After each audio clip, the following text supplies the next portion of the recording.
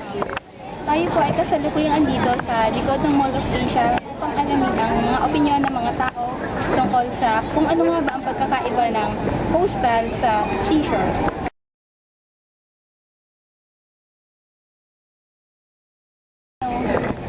Malapit na nagtatrabaho dito sa Mall of Asia.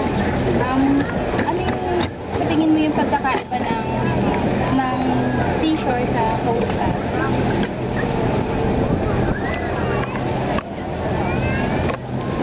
Sabagot pre. Kuya, seashore sa coastal. Sa coastal po. Oo.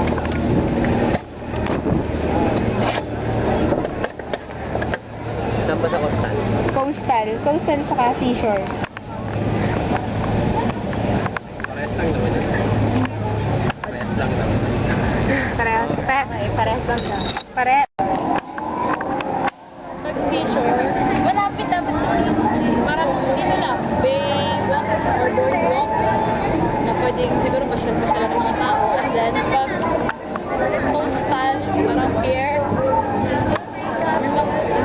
Thank you. Seashore is shore beside the sea. Tapos, and coastal is sea beside the coast. Okay? Yeah. That's it. Kakaiba ng seashore sa coastal. Alam ko yung seashore, yung may buhangin eh. Tapos yung coastal, yung ganyan, yung bato lang, yung may mga break. Well, seashore yun sa dagat. Yung coastal sa pagkakalam ko. Sa may tabi ng dagat. Hindi ko yan. Yun. May alon. Na anuhan yung alon. And yung coastal is yung land na yung ano ba tawag? Maybe coastal is the area.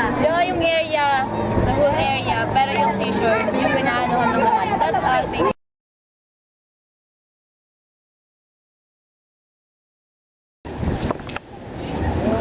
Irish, ano pagkakaiba ng seashore sa coast?